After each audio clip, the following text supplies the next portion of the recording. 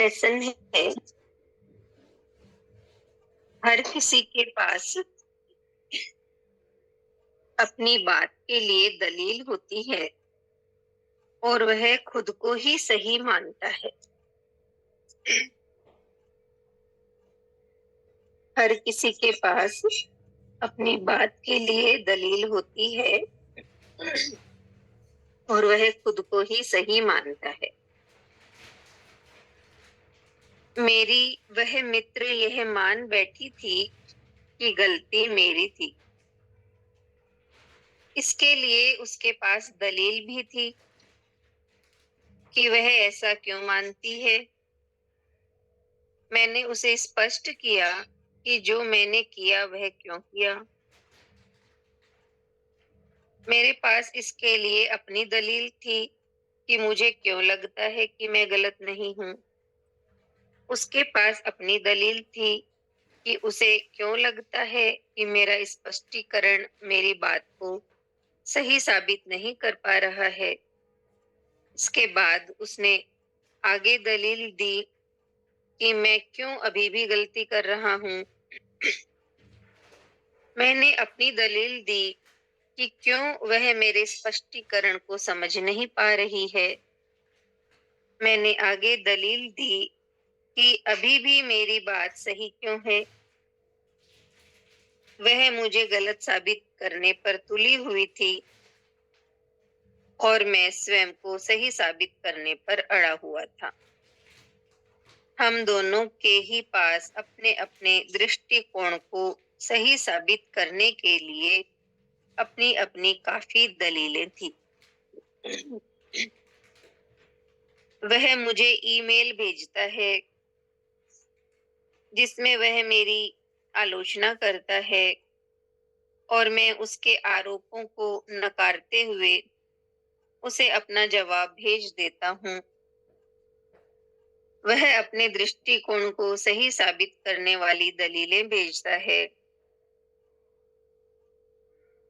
और मैं अपनी दलीलें भेजता हूँ कि मैं उससे सहमत क्यों नहीं हूँ। मुझे दो चीजें स्पष्ट दिखाई देती है। हर व्यक्ति के पास अपनी हर बात के लिए कोई न कोई दलील होती है और इससे भी बड़ी बात यह है कि वह अपने निष्कर्ष पर अटल रहना चाहता है।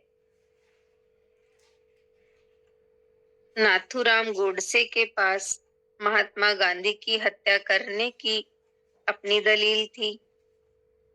ओसामा बिन लादेन के पास अपनी दलील है कि उसने वर्ल्ड ट्रेड सेंटर पर आतंकवादी हमला क्यों कराया। फिल्मी अभिनेताओं के पास अपनी दलील है कि उनके विचार से स्क्रीन पर सिगरेट पीना गलत क्यों नहीं है। मेरी पत्नी के पास अपनी दलील है कि वह सांभर में नमक डालना क्यों भूल गई और मेरे पास अपनी दलील है कि मेरा पारा चढ़ जाना सही क्यों है। हर किसी के पास अपनी बात के लिए दलील होती है और वह खुद को ही सही मानता है। सच कहूं तो यह समझ आ जाने पर कि अपनी हर बात के लिए अपनी दलीलें देते देते और अपने निष्कर्ष पर अड़े रहते रहते ही मैंने अपना सारा जीवन बिता दिया है। मन ही मन बड़ी ग्लानि अनुभव होती है। मैंने तय कर लिया है कि जीवन के महत्वहीन मुद्दों पर दूसरे व्यक्ति को मैं उसके निष्कर्ष पर रहने दूंगा।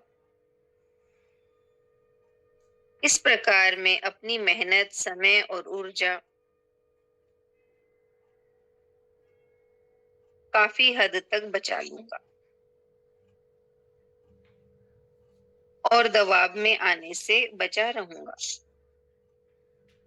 दलीलें देने की अपनी सहज वृत्ति को संक्षिप्त कर देने और दूसरे को उसके निष्कर्ष पर बने रहने देने से आप खुद को बहुत खुला खुला और स्वतंत्र महसूस करेंगे। लेकिन ऐसा केवल महत्वहीन मुद्दों पर ही करना चाहिए। और बढ़िया बात यह है कि हमारे सारे मुद्दों में से 90% से भी अधिक मुद्दे महत्वहीन ही होते हैं। क्या इस बारे में आपकी राय कुछ और है? कोई बात नहीं, आप अपनी राय पर बने रह सकते हैं। मुझे इससे कोई आपत्ति नहीं है। आप अपने निष्कर्ष पर अटल रह सकते हैं। हर किसी के पास अपनी बात के लिए अपनी दलील होती है और वह खुद को ही सही मानता है। यही बताया है सारे उदाहरणों से कि हर व्यक्ति के पास अपनी दलीलें होती है, खुद को सही साबित करता है और सामने वाला भी अपने को सही साबित करने में लगा रहता है। सब सारे उदाहरणों से स्पष्ट है कि सबके पास अपनी अपनी दलील होती है।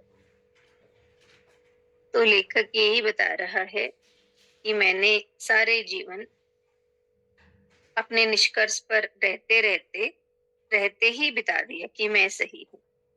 तो उससे उसे अब मन में ग्लानि अनुभव होती है और उन्होंने तय किया कि जीवन के जो महत्वपूर्ण मुद्दे हैं, उन पर जो महत्वहीन मुद्दे हैं, उन पर मुद्दों पर दूसरे व्यक्ति को मैं उसके निष्कर्ष पर रहने दूंगा। यानी जो महत्वहीन मुद्दे हैं, उन पर वो दलील नहीं देगा। यानी तुम राइट हो, मैं रॉन्ग हूं, ऐसा मान लेगा। तो सामने वाला अगर उसे गलत कह रहा है, तो उसने यही तय किया कि सामने वाले को उसकी राय पर बने रहने दे। तो इससे हमारी मेहनत, समय और ऊर्जा काफी हद तक बची रहती है और इससे हम अपने आप को खुला खुला और स्वतंत्र भी महसूस करेंगे। लेकिन केवल महत्वहीन मुद्दों पर ही ऐसा किया जाना चाहिए। इतना ही है।